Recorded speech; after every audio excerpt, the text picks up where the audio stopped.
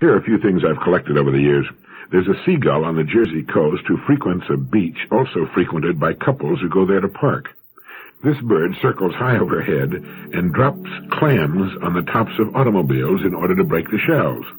It never drops a clam on a convertible, just solid-top cars. Almost always, the car in which the clam has been dropped can be seen to immediately move away. A larger number of women than men attempt suicide, but men outnumber women by more than 3 to 1 in successful efforts. It seems the women don't really want to destroy themselves, but rather draw attention to their ills or grievances. Women are the beneficiaries of 80% of all life insurance in force in the country. They also receive 71% of the total estates left by men and 64% of the estates left by women. A woman has written that when a man looks a woman straight in the eyes, she'd better do something about her figure. And a woman is perturbed by what a man forgets. A man is perturbed by what a woman remembers. And did you know that a psychoanalytical study has come up with a discovery that the majority of women hate men? It is believed that this hatred is so deep-rooted and is of such long standing that most women aren't even aware of it. But the cause of the whole thing, the authorities agree, has its basic cause in woman's resentment of a male-dominated world, which in turn is founded on the mistaken notion that men are supposed to be endowed with qualities which make them superior to women. The facts prove that this line of thinking is just so much hot air, but for centuries, men forced this belief upon the women who were helpless physically to resist. It's the old story of might makes right. Men subjugated women because they were physically smaller and weaker, and in that day and age, physical strength rather than brains held the balance of power. Alfred Adler, the famous psychologist, points out that this crazy concept that men were supposed to be superior to women causes such extreme tension between the sexes as to seriously jeopardize any really happy relationship between a man and a woman. But if the woman realizes why she has these deep-rooted feelings toward men in general, she can usually overcome the situation and live happily with her man anyway. This is especially true if she's married to a man with some sense who realizes that differences between human beings do not indicate superiority or inferiority, they're simply differences.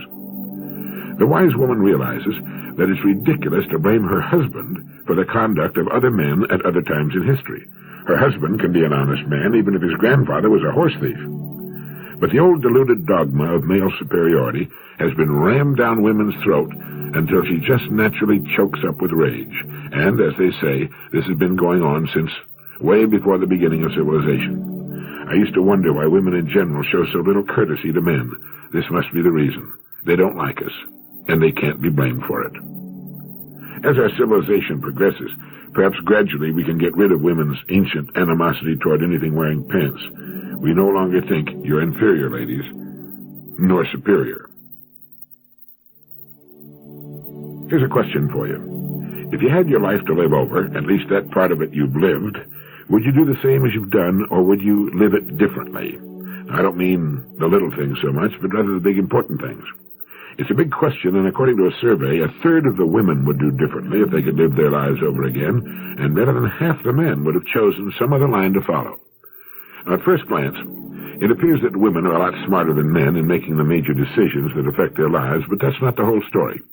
Men have a much wider choice as to careers than women. You can say that women have exactly the same choice, but it doesn't work out that way. You don't find many women piloting commercial aircraft, or ships at sea, or playing center for the Chicago Bears, or second base for the Yankees. Most women consider their careers to be marriage, children, and the home, and it's a big enough career for anyone. Psychologists point out, for instance, that great numbers of young people every year give up their dreams for particular careers because love comes along. Now, in a way, this seems to be a victory for the woman in that she has achieved the career of her choice, while her husband has had to give up his. But the facts seem to point out that it's a Pyrrhic victory, and while the cost is deferred, it's nonetheless there and must one day be paid. Psychologists say that after the honeymoon's over and the young couple begin to stare life in the face, economics enters the picture. And this is one of the major reasons why more than half of the men surveyed indicated that they would have done differently if they could live their lives over again. They did not mean they would not have married their present wives necessarily, although I'm sure there were a sprinkling of these, but rather that they would have waited until they got on course before they married. Most of them in a few years wish they'd stuck to their original career decisions. They see then, although it seems they can't at the time of their mistake, that they could have had the career of which they'd planned and dreamed, and the woman to whom they married. They could have had both. but they foolishly gave up one in favor of the other. They quit too soon. Economy is the great modifier of romance, and the girl is very wise who tells her young man to finish his preparation for his career before they marry. If their love is real and strong, it can stand the test of time. Time will only deepen it. If it's not the real thing, waiting will expose its flaws to the benefit of both of them.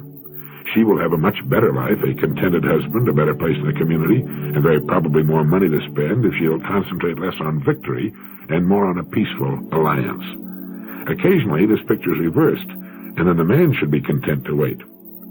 A man needs a career outside of his home as well as a wife and children. Young women should remember this and get their starry-eyed young man back on the right track. I have an office in Fort Lauderdale, Florida, where I now do most of my writing. It's near a large, popular marina. And during the hour I take off for lunch, I enjoy walking about the marina in the sunshine and seeing what new boats have shown up.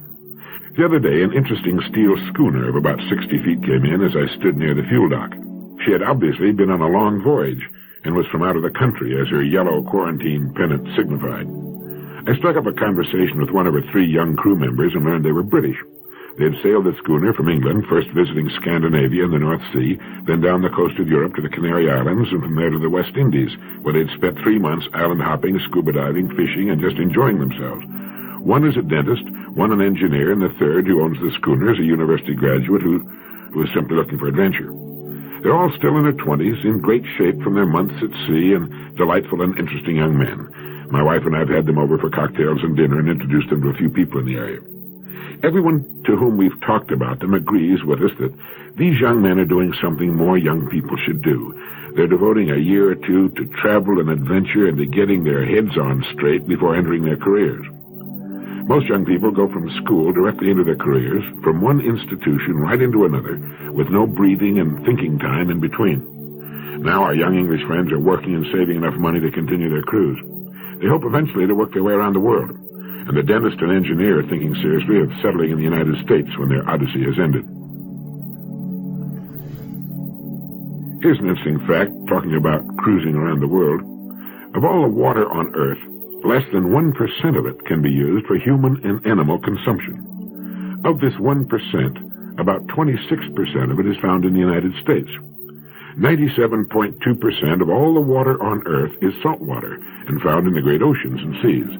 Now, this leaves only 2.8% that's drinkable, and most of this amount is in glacial ice, which we can't use, at Greenland and the South Pole. The Antarctic ice sheet, the heavy layer of ice covering the South Pole, represents some 90% of all existing ice in the world, and on the average is a mile thick.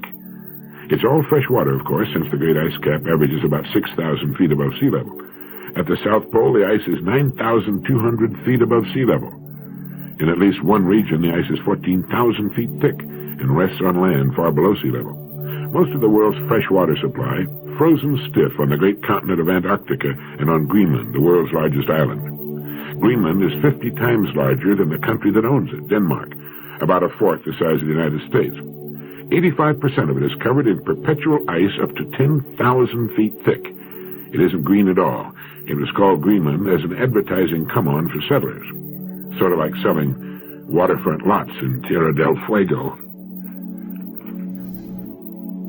Emerson wrote, "Nature magically suits the man to his fortunes, making these the fruit of his character." You have only to hold an apple in your hand to know that it came from an apple tree. It could not have come from any other kind of tree on earth. For we know the tree by its fruit, and you can tell a lot about a person by his fortunes, because, as Emerson said, they are the fruit of his character, and they are represented by his environment, what he has, what he is, what he does.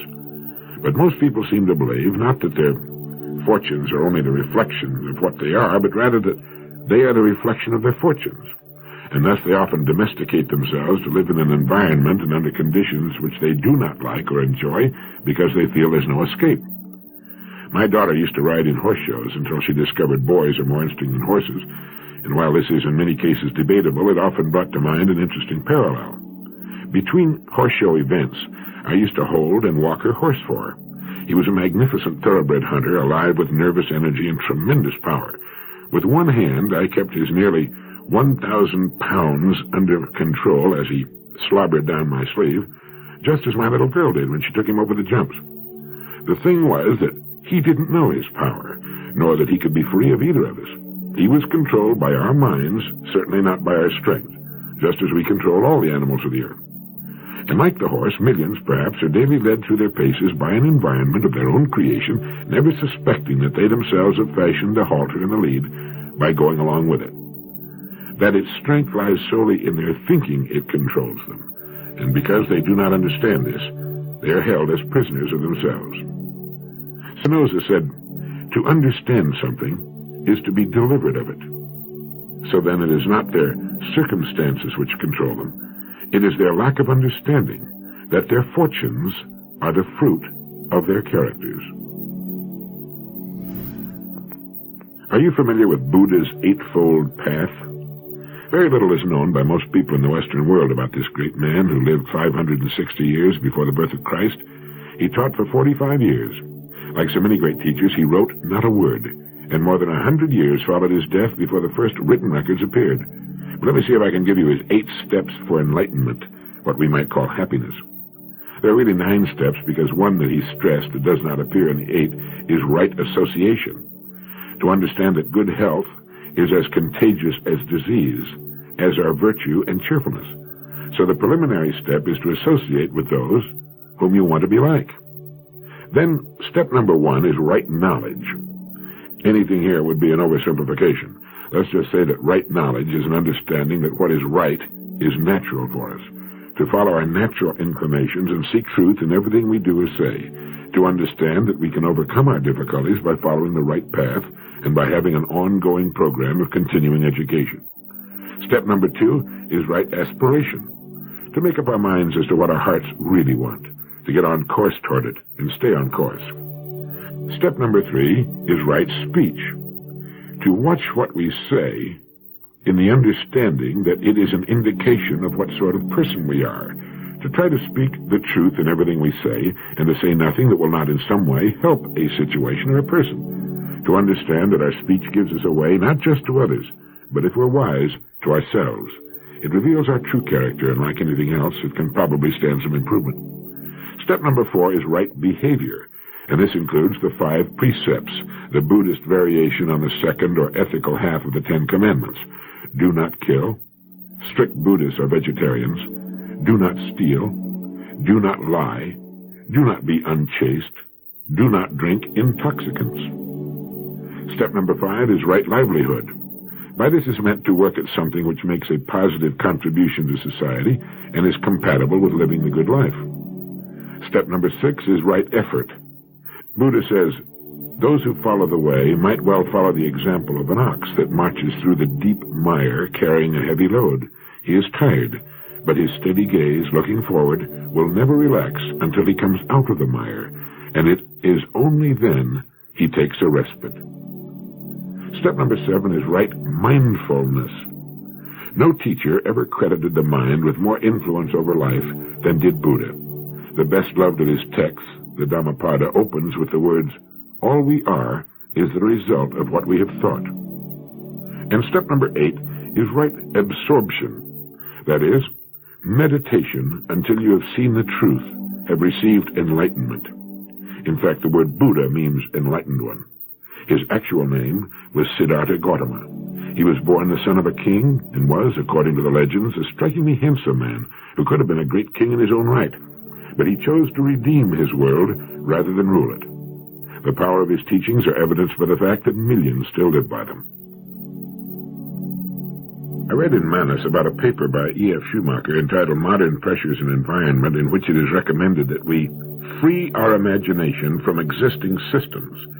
I like that. We need to think in new directions. He writes, if still more education is to save us, it would have to be education of a somewhat different kind. An education that takes us into the depths of things and does not spend itself in an ever-extending battle with symptoms. The problem posed by environmental deterioration is not primarily a technical problem. If it were, it would not have arisen in its acutest form in the technologically most advanced societies. It does not stem from scientific or technical incompetence or from insufficient scientific education, or from a lack of information, or from any shortage of trained manpower, or lack of money for research.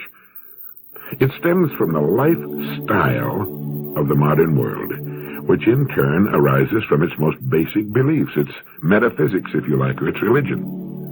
The whole of human life, it may be said, is a dialogue between man and his environment, a sequence of questions and responses. We pose questions to the universe by what we do, and the universe, by its response, informs us of whether our actions fit into its laws or not. Small transgressions evoke limited or mild responses. Large transgressions evoke general, threatening, and possibly violent responses. The very universality of the environmental crisis indicates the universality of our transgressions.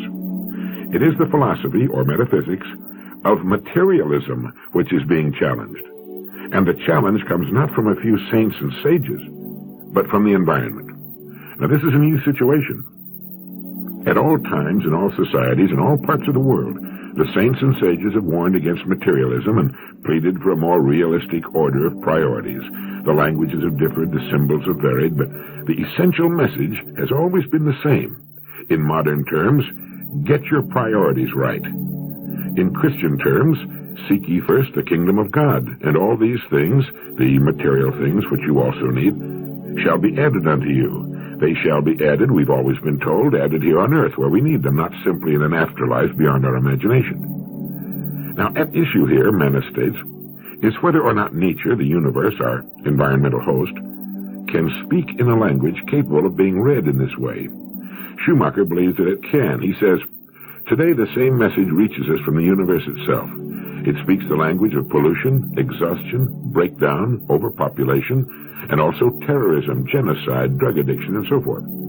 It is unlikely that the destructive forces which the materialist philosophy has unleashed can be brought under control simply by mobilizing more resources of wealth, education, and research to fight pollution, to preserve wildlife, to discover new sources of energy, and to arrive at more effective agreements on peaceful coexistence. I'm not real certain that he's correct about that, but he goes on to say that everything points to the fact that what is most needed today is a revision of the ends which all our efforts are meant to serve, and I'll certainly go along with that. And this implies that above all else, we need the development of a lifestyle which accords to material things their proper, legitimate place, which is secondary and not primary. The so-called logic of production is neither the logic of life nor that of society. It is a small and subservient part of both. Its destructive effects cannot be brought under control so that the destructive forces cease to be unleashed. The chance of mitigating the rate of resource depletion or of bringing harmony into the relationship between man and his environment is non-existent as long as there is no idea anywhere of a lifestyle which treats enough as good and more than enough as being of evil. And here lies the real challenge, and no amount of technical ingenuity can evade it. The environment, in its own language, is telling us that we are moving along the wrong path, and acceleration in the wrong direction will not put us right. When people call for moral choices in accordance with new values, this means nothing unless it means the overcoming of the materialistic lifestyle of the modern world and the reinstatement of some authentic moral teaching. And Mr. Schumacher turns now to the traditional 4 cardinal virtues: prudence, justice, courage, and temperance, showing their application to the frenzied pattern of consumption which characterizes modern life. The fact is, as Manus points out, that habits of excess and waste have become reflexes in our daily life. Schumacher, in effect, is saying that we must learn thrift, conservation, reverence for the world, love for the earth, and another sort of respect for ourselves, not because supplies are running out all over, which they are, but because it is right to learn these things. And he's saying that we won't be able to do it without a philosophy that gives us reasons, for there are, after all, reasons which correspond to the instructions of the heart. The reasons arising from a sense of wholeness and synthesis are better than the reasons produced by analysis. In talking about the language of the environment, let me read something I wrote the other day in Mallorca, Spain. As I watched the sunset last night, I saw something that saddened and frightened me. The day had been perfectly clear, and at 6:45, as the sun sank toward a great rocky promontory, there was not a cloud in the sky, but the sky was an ugly, murky brown. The horizon was invisible. It was obscured by a thick, opaque layer of pollution, of man-made filth. There was not a seabird in the sky, nor had there been all day. The Mediterranean is a foul, nearly dead body of water, it appears. The only birds I've heard since landing in Spain, I wrote, were in cages at the Madrid airport, and it's the same in Naples, Genoa, Nice, Cannes, Barcelona. Man is in a dialogue with nature, and as Huxley once said, in comparing life to a game of chess, those who play the game well are paid with the overflowing generosity with which the strong delight in strength. But those who play ill are checkmated, without haste, but without remorse. Mankind is being checkmated, inexorably. His science and technology have not conquered nor tamed nature as he once thought. He has only been industriously digging his own grave. The planet can only respond to man through its reactions to his actions, and it is saying, I'm dying. You are killing me. And when man finally succeeds in killing his generous and long-suffering host, he will discover that he has succeeded in killing himself. He has proved to be a brilliant but virulent species, and after he is gone, nature can begin again to clean his nest, and someday, probably surprisingly soon, the sunset over the Mediterranean will again be a thing of beauty. Incidentally, the pollution over the city of Madrid was as bad as any I have ever seen anywhere. It's as bad as it is in Johannesburg, South Africa, and Rome, and worse, I believe, than over most large American cities. Now, what can you and I do about the so-called materialist philosophy and the state of the world? I think we can start by re-evaluating our priorities and getting them in line with those of the rest of creation. My old friend Parky Parkinson of TWA used to make a speech he called The Tyranny of Junk, in which he urged us to clean house of all the junk we've collected, the basement, the attic, and every room in the house. Just get rid of it, recycle it. We can begin to discriminate as to what we're going to purchase with our money. Practice thrift on the one hand, and an avoidance of the continuing collection of junk on the other. We can develop and talk about a reverence for life, for the earth, and for each other. We can tell our kids, no, you can't buy that. Play with that mountain of toys you've already collected. Now, speaking out against materialism in our society is almost a kind of atheism. It's like being against mother and apple pie. And it isn't that we're against the technological industrial structure we've created. It's just that we want to relegate it to its proper place in the order of things. It shouldn't be in first place, not by a long shot. Now, in an earlier direct line, I quoted Mumford's suggestion that we make selective use of the best that our society has to offer. By all means. But we can be very selective. Yesterday I was shopping in the grocery store and picked up a tube of shampoo, since it was on my shopping list. When I saw the price stamped on it, I put it back and said to myself, I'll wash my hair with soap. There are so many things we can do without and still live well, even better. Now, we want our great business establishment to flourish and wax profitable. We would like to see it extend its sales and distribution and effects to the four corners of the earth. But let us make it qualify for our business the hard way, by producing a needed or much desired product of the very finest quality. Let's take home no more junk. Let's put ourselves and our kind and our earth and its creatures and beauty back into their proper places.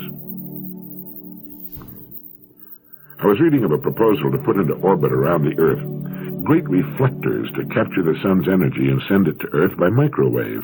If the plan works, the earth will have a free, non-polluting source of unlimited energy for at least the next 3 billion years, free at least at its source. It caused me to remember that there's always a way to what we need and want, if we don't stop with early ideas and decisions and get stuck on them. There's not only a way to what we want, but a way that is exactly right and does not demand too great a trade-off. Now, fossil fuels now supply 97% of all the Earth's energy needs. That's practically all of it. In less than 100 years, our dependency on this convenient and heretofore abundant fuel supply has become all but totaled. Now it's running out, perhaps in the nick of time to save the biosphere from lethal doses of hydrocarbon pollution, and we must turn to new energy sources. As we find them, we will wonder at our long dependency on fossil fuels. Now, it's the same with us when we follow the dictates of the voice that speaks to us at quiet times, the voice that is our true selves trying to get through the artificial wall we work so hard to build around ourselves. When we have finally taken the steps we wanted for so long to take, we invariably say, "Why did I wait so long? What in the world was I afraid of?" We tend to stop at partial solutions in almost everything we do. We get out of school and as a rule let our very partial and incomplete education suffice for the rest of our days. It's no wonder that so many millions are hanging on for dear life to the rudimentary and partial solutions they've managed to find for themselves. Eric Hoffer, in his book The True Believer, has told us that there is a conservatism of the very poor that's as rigid as that of the very rich.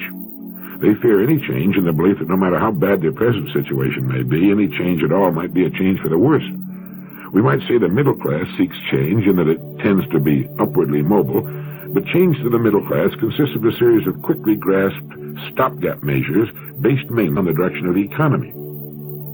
When I read of Edward G. Robinson's death, I learned for the first time that his lifelong motto had been to reach beyond his present grasp. Now, I don't recall the exact words. I should have written them down at the time. It wasn't that he was advocating living beyond our means. It was more a matter of recognizing just what the true extent of our real means are and challenging ourselves to reach more closely toward them. And each of us has a voice bidding him to follow the way that is right for him. That voice is what the ancient Greeks called our soul, the real person lurking behind the facade we present to the world. I think that's why meditation is such a good and constructive practice. When we sit and quietly meditate, clear our minds of all cares, we let that quiet voice come through. Not at first, perhaps, but with a little practice it'll come. Very few people in the Western world meditate, and they often cut themselves off from their true selves by not following this ancient and enlightening practice. Perhaps it's in our childhood that we learn to settle for less than we could really achieve. How does that line go? Men are made into slaves not by heredity, but by the habits bred into them in their youth. We learn as youngsters that it's all right to settle for a passing grade. It's good enough becomes our slogan. And then we find ourselves applying it's good enough to more important things like a job, income, home, neighborhood. Do you like your work? Oh, it's good enough. It's okay. The Earth should not be relying for 97% of its power needs on fossil fuels, the happy accidental residue of prehistoric times. And we will see the move over the next 50 years to new, cleaner, more efficient, more effective, cheaper, and longer-lasting sources of energy. Deuterium from seawater, the harnessing of hydrogen and solar energy. The use of fossil fuel will become a fossil of history, a brief step up from the horse to the automobile and the jet airplane. But for a while, we thought we'd found the answer to man's power needs forever. During the lives of most of us, we'll see the thick, ugly pall of pollution removed forever from the skies and the return of clear sunlight, clean rain and snow, and fresh, breathable air. But how many of us have stopped too soon, too, in our own lives? Thank you.